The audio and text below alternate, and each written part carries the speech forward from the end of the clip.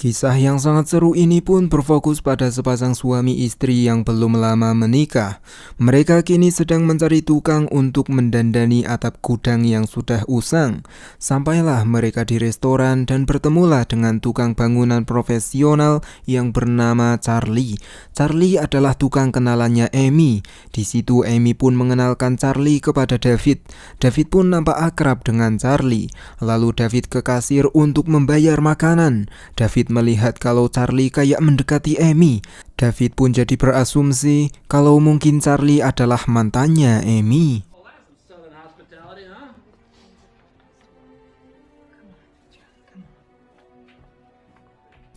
Lalu datanglah seorang pelatih olahraga. Semua orang seperti menghormati pelatih tua itu. Akan tetapi sayangnya dia seperti terlalu sombong dan pelatih itu sedang mabuk berat. Sehingga Sheriff pun mengusir pelatih tersebut. Not drunk. Not drunk.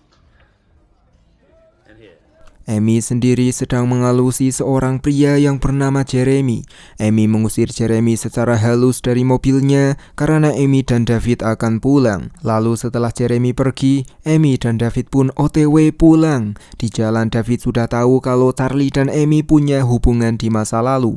Amy pun mengakui hal tersebut. Amy juga bilang kalau dulu ia cuma berusluk-usluk beberapa kali doang sama Charlie. David yang mendengar itu pun menahan kecemburuannya.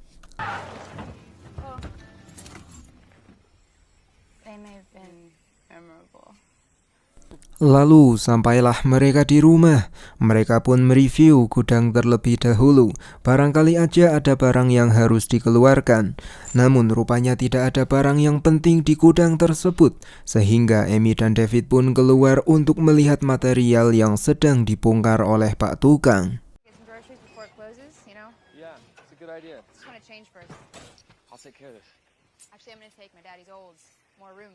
Kemudian meskipun udah sore, tapi David lanjut bekerja karena proyek filmnya harus selesai dalam waktu dekat.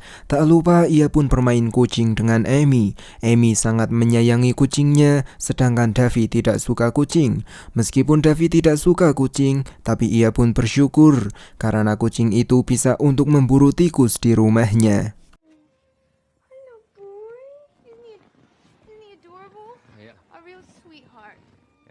Dan di esok paginya David kaget karena udah ada suara palu yang sangat berisik. David pun nyamperin Charlie dan teman-temannya yang udah mulai membongkar atap. David menyuruh Charlie dan teman-temannya untuk bekerja, jangan terlalu pagi dong. Ia menyuruh para kuli untuk berangkat siang saja supaya tidurnya David tidak terganggu. Okay, well, I don't know what that means, but well, I'll trust you with it.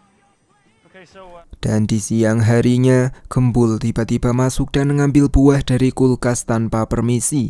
Gembul juga menanyakan pekerjaannya David. Sambil menahan amarah, David pun bilang kalau ia adalah seorang pembuat film laga. Lalu Amy datang. Gembul bilang kalau kulkasnya Amy nampaknya ada sedikit masalah. Jika Amy mau, maka Gembul nanti akan memperbaiki kulkas itu. Amy pun tidak mau merepotkan Gembul. Lalu Gembul pergi sambil main ambil bir di kulkas tanpa permisi.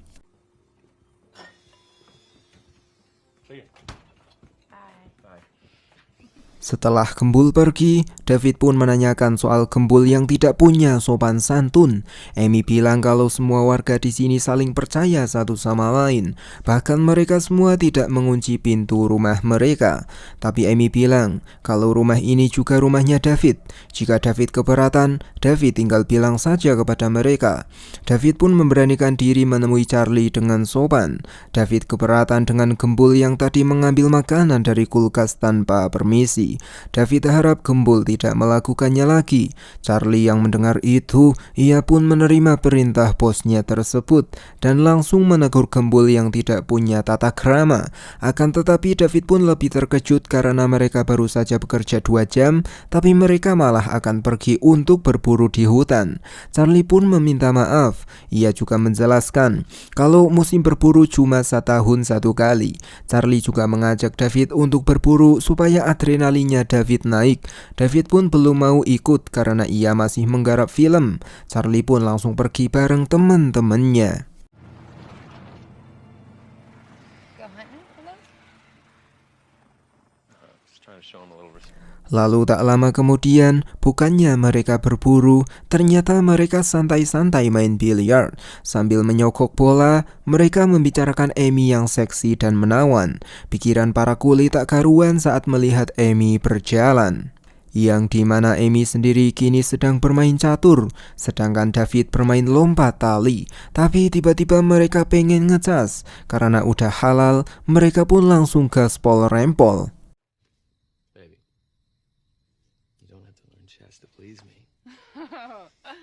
I'm not learning to please you, babe. Lalu beralih ke pelatih Tom yang sedang mabuk sambil mengancam saudaranya Jeremy.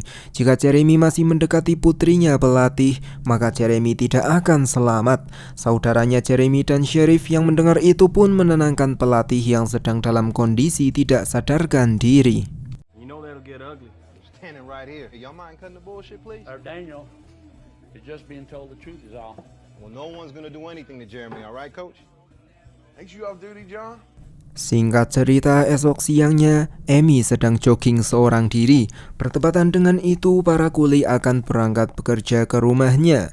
Sopir pun sengaja memelankan mobil supaya mereka bisa melihat keindahannya Amy dari belakang.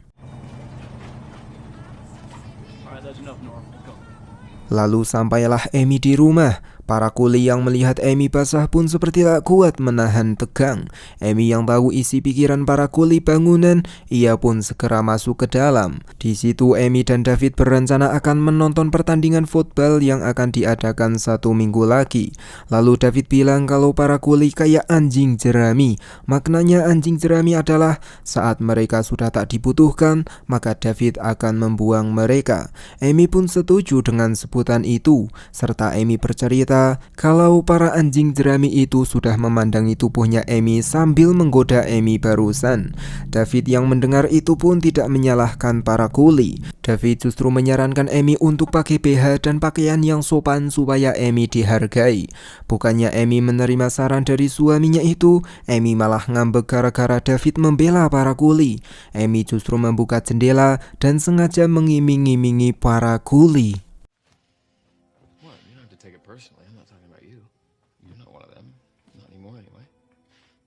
Lalu beberapa saat kemudian, para kuli akan pulang. David pun agak kecewa karena mereka baru bekerja sebentar. Meskipun begitu, tapi David tidak berani melarang mereka. Lalu David akan pergi ke pasar. Karena buru-buru, ia pun ngebut. Di jalan ia pun tidak bisa menyalip mobil para kuli karena mobil itu sangat pelan di tikungan. Kuli di depan menyuruh menyalip karena di depan sudah kosong. Tapi saat David menyalip,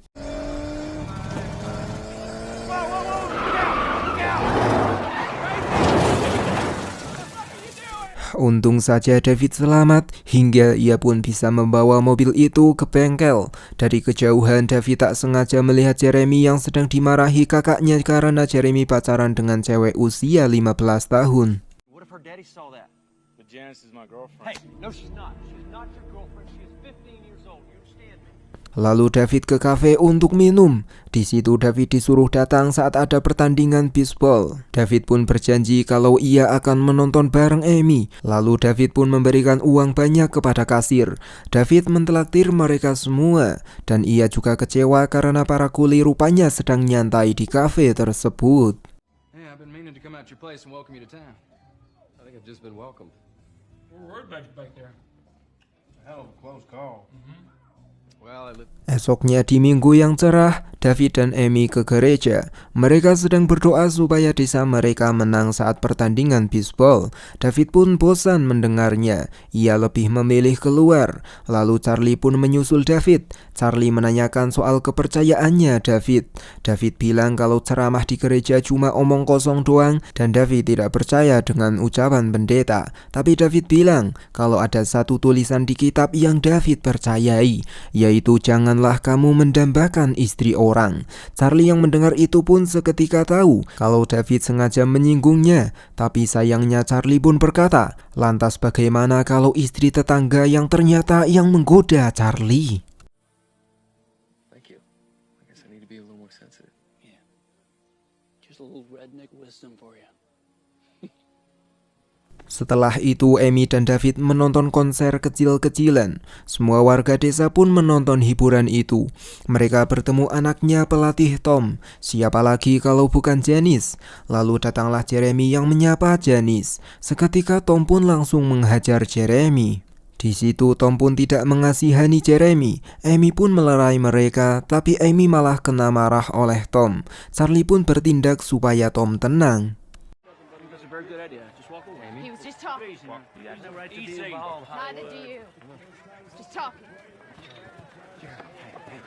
Lalu malam harinya, Amy pun santuy nonton alur cerita film. David membuka lemari dan akan mengambil barang untuk menggaspol Amy. Tapi ternyata kucingnya Amy sudah digantung oleh seseorang. Amy, don't. Amy? Amy, no!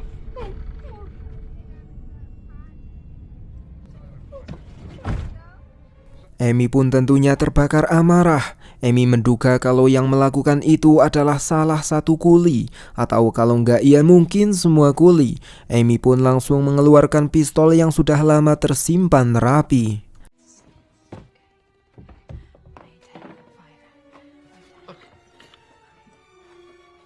Amy. Lalu di esok paginya saat mereka udah berangkat, David menenangkan Amy. David juga akan menjebak mereka supaya Amy tahu kalau pelaku pembunuhan kucing itu para kuli atau orang lain. David pun menyuruh para kuli masuk. David menyuruh mereka untuk memasang jebakan beruang. Tapi sayangnya, sepertinya para kuli juga baru pertama kali menyentuh alat tersebut. You want these before midsummer? Never in my life. Pretty cool, huh? Still good. Tight. Yep. Lalu datanglah Amy yang menawari bir. David pun kaget karena itu di luar skenarionya mereka. Terlebih lagi Amy pakai pakaian seksi. David pun cuma bisa memandang Amy sambil batin, istri gua kenapa ini? Lalu Amy memanggil kucingnya. Tapi sepertinya para kuli benar-benar belum tahu kalau kucingnya Amy udah mati. All right, boys. Let's get back to it. Don't get my masonry bits out. Hey, we just use a nail gun. Setelah itu Charlie mengajak David untuk berburu besok. Amy langsung masang muka gatot karena pekerjaan mereka belum selesai kok udah kelayaban mulu. Sedangkan David pun tidak mau kehilangan musim berburu yang hanya ada satu kali dalam 1 tahun. David pun akan ikut berburu besok pagi bareng para kuli tersebut. Don't get my masonry bits out. Hey, we just use a nail gun. No nail gun going in the stone wall. You ain't seen me nail yet. Esok paginya Amy udah berangkat jogging seperti biasa. Ia tidak tahu kalau bahaya akan mengancam sebentar lagi. Sedangkan David sudah di bak mobil bareng para kuli. Gembul menanyakan gimana David bisa berjodoh dengan Amy. David bercerita kalau ia jatuh cinta kepada Amy saat pertama kali ketemu di sebuah acara. Dan singkat cerita sampailah mereka di hutan. Charlie menyuruh David memakai baju oranye supaya David tidak menjadi sasaran pemburu lainnya. David pun nurut. Lalu David menceritakan soal kucing yang digantung. Para kuli pun kaget mendengar hal itu. Lalu Charlie menyuruh mereka berpencar supaya dapat buruan rusa yang mantap. Namun saat David di tengah kabut, David hampir tewas. Datanglah Gembul dan Krempeng yang meminta maaf. Tadi mereka menembak rusa. Mereka tidak tahu kalau itu adalah David. Dan di lain sisi, Amy baru aja mandi junub. Tapi tiba-tiba Charlie datang ke rumahnya. Amy yakin kalau Charlie lah yang membunuh kucing kesayangannya. Untuk itulah Amy mengusir Charlie. Tapi Charlie dengan santainya memaksa untuk masuk. Charlie juga mengatakan kalau ia tidak membunuh kucingnya Amy. Lalu perlahan-lahan Charlie pun mendekati Amy. Charlie langsung mempergause Amy. Saat istrinya sedang digaslep-gaslep, David sangat senang karena ia berhasil menembak satu rusa. David tidak mengetahui kalau Amy sedang dipaksa, tapi keenakan juga, yang dimana Amy kini udah selesai dan Charlie mengeluarkannya di dalam. Amy menyuruh Charlie pergi, tapi Charlie tidak mau. Bahkan teman kuli yang lain pun datang. Charlie pun dengan tega membiarkan Amy dinikmatin oleh teman-temannya. Setelah selesai, ternyata yang membunuh kucingnya Amy adalah kuli bernama Norman. Norman udah punya istri. Norman yang baru aja menikmati Amy pun meminta maaf atas kucingnya tersebut. Sorry about Flutie. David sendiri mencoba mencari tumpangan ke rumah. Kebetulan ada sheriff yang lewat situ. Sheriff kebingungan karena David bawa senjata laras panjang. David pun menjelaskan kalau tadi ia habis berburu bareng para kulinya. Tapi para kuli malah meninggalkannya di hutan dan kini ia kebingungan untuk pulang. Sheriff yang mendengar itu pun tidak menyangka karena bulan ini belum masuk bulan khusus berburu. David yang mendengar itu pun menyadari kalau David udah dibohongin para kuli. Lalu David pun nebeng sheriff. Dan singkat cerita, saat udah sampai rumah, David bercerita kalau para kuli meninggalkan David di hutan. Besok David akan memecat semua kuli. Amy pun mendukung David saat mendengar itu, serta sambil nangis. Amy juga ngajak David untuk pindah kota. Tapi David tidak mau. David juga meyakinkan Amy kalau semuanya akan baik-baik saja. Amy pun agak kebingungan. Akan tetapi yang jelas, Amy tidak menceritakannya kalau Amy udah dinodai oleh mereka. We're not gonna be chased out of our goddamn home, okay? We're not gonna be bullied.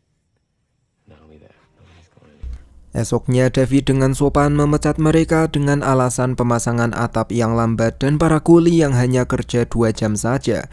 Charlie pun tidak marah, tapi Charlie minta bayaran $5.000 untuk mereka semua. David yang gak enakan, ia pun memberikannya. Charlie langsung menemui temannya. Temannya Charlie sangat senang dan Amy mendengar teman-temannya Charlie yang memuji Charlie karena Charlie sangat pandai bernegosiasi. Makanya kerja santai aja dibayar $5.000.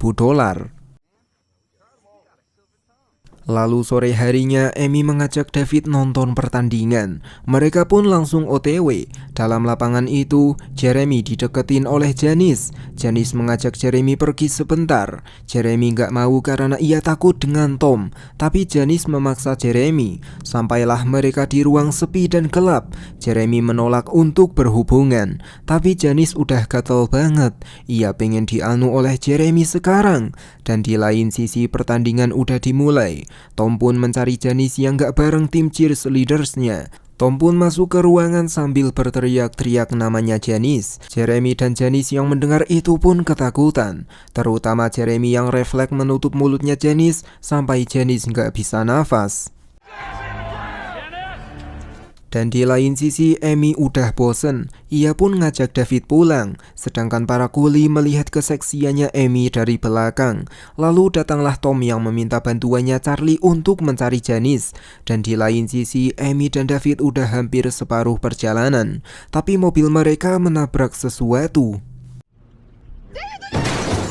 Tak disangka-sangka, ternyata itu adalah Jeremy. Jeremy terluka sangat parah, sehingga tulangnya pun kini keluar dari jalur. Amy pun menyarankan agar langsung ke rumah sakit, tapi karena jaraknya 40 mil, David pun akan membawanya ke rumah dahulu, sambil menyuruh ambulan datang ke rumahnya untuk menjemput Jeremy. Yeah, he's just badly. Lalu kembali ke Tom yang mencari anaknya. Mobilnya Charlie tersambung dengan saluran 911. Charlie dan Tom pun jadi tahu kalau Jeremy berada di rumahnya Amy. Mereka pun langsung OTW ke sana untuk mencari Janice. Dan singkat cerita, sampailah mereka di rumahnya Amy dan David. Tom disuruh tenang dan Charlie yang akan menyelesaikannya dengan damai. Charlie menyuruh David menyerahkan Jeremy supaya Tom tahu di mana Janice.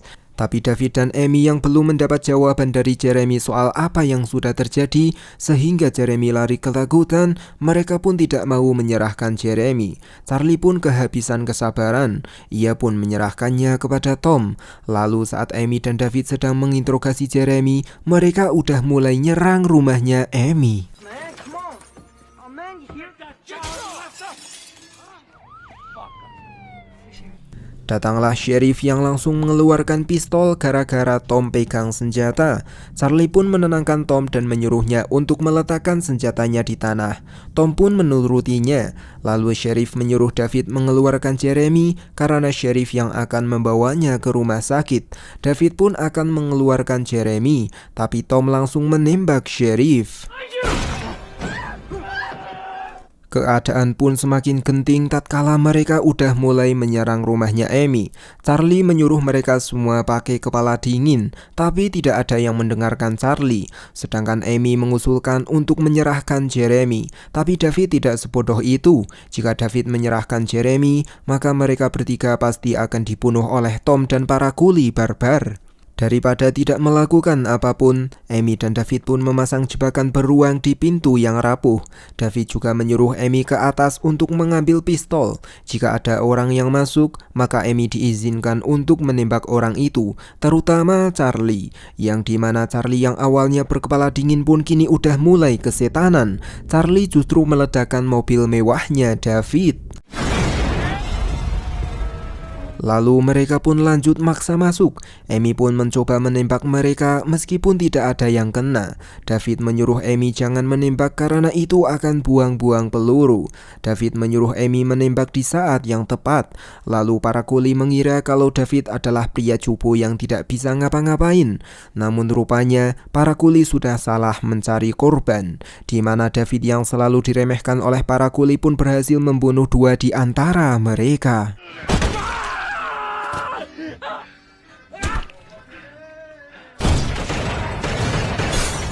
Setelah itu, Charlie pun sudah di depannya David sambil membawa senjata. Tapi tiba-tiba Amy teriak-teriak. Charlie dan David pun segera menolong Amy. Ternyata itu adalah Norman yang akan mengusluk-usluk Amy lagi. Norman merasa kalau Charlie akan membantunya. Tapi saat Norman akan menikmati Amy di depannya David, Charlie mengarahkan senjata itu kepada Norman. Norman dan Charlie pun justru saling mengancam satu sama lain. Charlie menenangkan Norman untuk meletakkan senjata. Tapi setelah Charlie menurunkan senjata, Norman malah mengancam David. Amy pun gercep menembak mati Norman, sedangkan Charlie bergelut dengan David.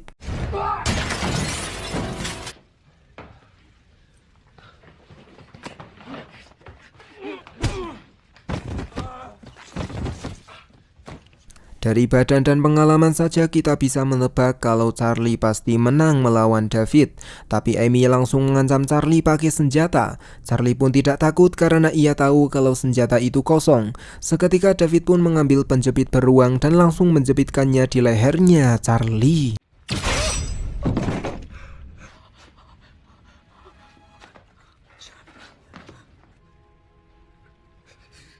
Setelah semuanya berakhir, David melihat gudangnya terbakar. Gudang yang dulunya dibenerin oleh para kuli, malah kini udah dihancurin oleh para kuli. Sedangkan Amy terbayang-bayang saat dia dinikmatin oleh para kuli. Amy tetap memendam kejadian itu dan tidak akan menceritakannya kepada siapapun, termasuk David. Begitulah ending dari film Kuli Bangunan yang gak ada akhlak. Kesimpulannya adalah jangan mudah percaya dengan orang lain. Hari ini menjadi kawan, esok bisa jadi lawan. Hari ini dia nurut padamu, esok hari dia bisa mengancam kamu. Dan ingatlah, carilah kuli bangunan ketika kamu membangun rumah. Jika kamu mencari orang yang bagus akhlaknya, itu namanya bangun rumah tangga. See you and thank you.